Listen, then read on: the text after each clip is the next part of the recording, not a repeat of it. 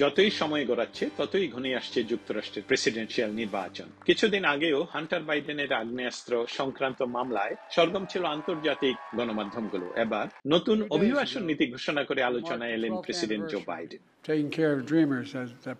মঙ্গলবার হোয়াইট হাউসের এক বিবৃতিতে অবৈধ অভিবাসীদের বৈধ করার ঘোষণা দিয়েছেন মার্কিন প্রেসিডেন্ট। যারা কমপক্ষে 10 বছর ধরে দেশটিতে বসবাস করছেন তাদের কাজের অনুমতি দেবে প্রশাসন। এতে বৈধ হওয়ার কপাল খুলছে 5 লাখের বেশি দম্পতি।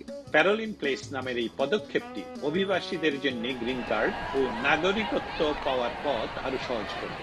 এখানেই শেষ নয়, যুক্তরাষ্ট্রের বিশ্ববিদ্যালয় থেকে যারা স্নাতক সম্পন্ন করেছেন তাদেরও আনা হবে এই নীতির আওতায়। বৈধ হতে খুব দ্রুতই প্রার্থীরা আবেদনপত্র জমা দিতে পারবেন বলে জানিয়েছেন সংশ্লিষ্টরা।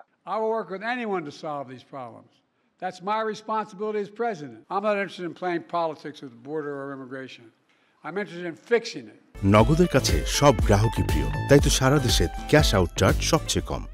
বেশ কয়েক বছর ধরেই অনথিভুক্ত অভিবাসীদের অগ্রাধিকার দেওয়ার ব্যাপারে প্রশাসনকে অনুরোধ জানিয়ে আসছিলেন অভিবাসন আইনজীবীরা। নতুন নীতির বিষয়ে তারা বলেছেন এটি বাইডেন প্রশাসনের একটি বুদ্ধিদীপ্ত রাজনৈতিক পদক্ষেপ। আসন্ন নির্বাচনে নেভাডা ও অ্যারিজোনার মতো গুরুত্বপূর্ণ রাজ্যগুলোতে লেতিন ভোটারদের সমর্থন পেতে মরিয়া বাইডেন। এর অংশ হিসাবেই এমন পদক্ষেপ নিলেন তিনি।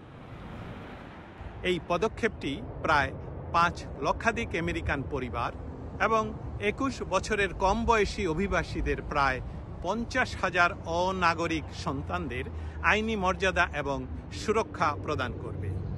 বাংলাদেশি অভিবাসীরাও এই আইনি সুরক্ষা পাবেন।